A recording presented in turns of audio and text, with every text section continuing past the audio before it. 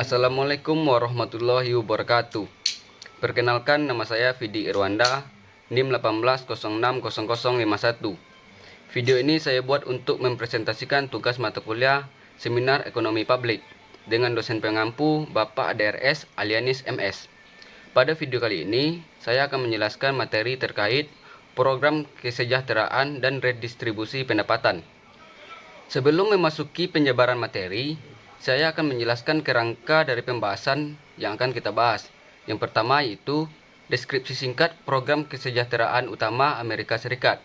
Yang kedua, dasar pemikiran program kesejahteraan pemerintah. Yang ketiga, masalah analitis.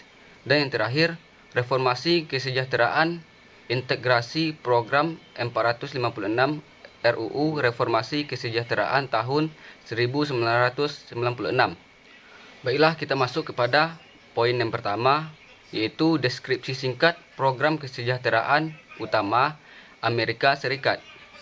Di Amerika Serikat, meskipun negara bagian dan daerah telah lama menyediakan beberapa bentuk bantuan umum kepada yang telah membutuhkan, melengkapi gereja dan program sukarela lainnya, pemerintah federal mengambil alih utama tanggung jawab dengan New Deal di tahun 1930-an.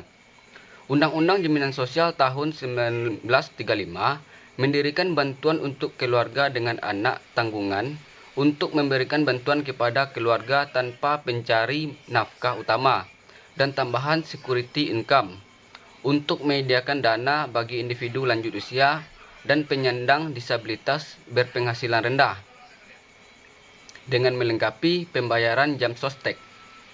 Kemudian poin yang kedua yaitu dasar pemikiran program kesejahteraan pemerintah.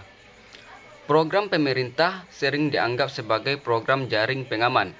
Ada pandangan misalnya bahwa masyarakat beradab tidak bisa membiarkan individu untuk kelaparan atau mati sebagai akibat dari perawatan kesehatan yang tidak memadai. Ini program juga sering dianggap sebagai bentuk asuransi sosial.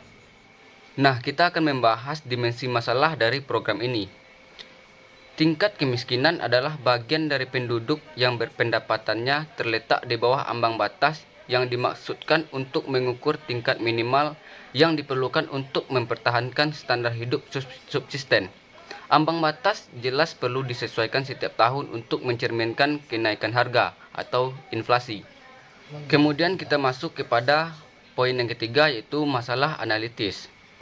Pada masalah ini kita akan membahas beberapa pembahasan, yaitu yang pertama, persediaan tenaga kerja. Program kesejahteraan menggunakan pendapatan sebagai kriteria dasar untuk menentukan kelayakan. Saat pendapatan meningkat, manfaat akan berkurang.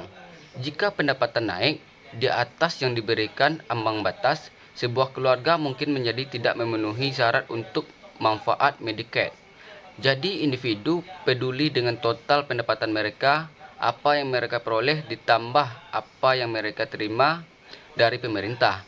Dengan demikian, pendapatan bersih total individu miskin meningkat jauh lebih lambat daripada pendapatan mereka sebelum disubsidi. Selanjutnya pembahasan yang kedua yaitu inefisiensi dari manfaat dalam jenis. Program manfaat dalam bentuk barang seringkali mendistorsi pilihan individu. Biasanya karena mereka mengurangi biaya untuk mendapatkan barang dan dengan demikian mendorong individu untuk mengkonsumsi lebih banyak barang daripada sebaliknya. Dalam beberapa kasus, program mengurangi biaya marginal barang untuk nol sampai batas yang disediakan oleh pemerintah. Jelas, jika pemerintah memberikan suatu barang, individu akan mengkonsumsinya selama memiliki manfaat yang positif. Selanjutnya pembahasan yang ketiga yaitu manfaat dalam bentuk-bentuk paternalistik. Manfaat dalam bentuk barang biasanya bersifat distorsi, artinya efek substitusi yang terkait dengannya. Individu akan lebih baik jika mereka hanya diberi uang tunai dalam jumlah yang sama. Alternatifnya, pemerintah bisa membuat mereka kaya dan mengurangi total pengeluarannya. Pembahasan yang keempat yaitu distorsi lainnya. Sejauh ini telah dibahas bagaimana program kesejahteraan dapat berdampak buruk pada tenaga kerja pasokan dan bagaimana manfaat natural dapat mendistorsi keputusan konsumsi.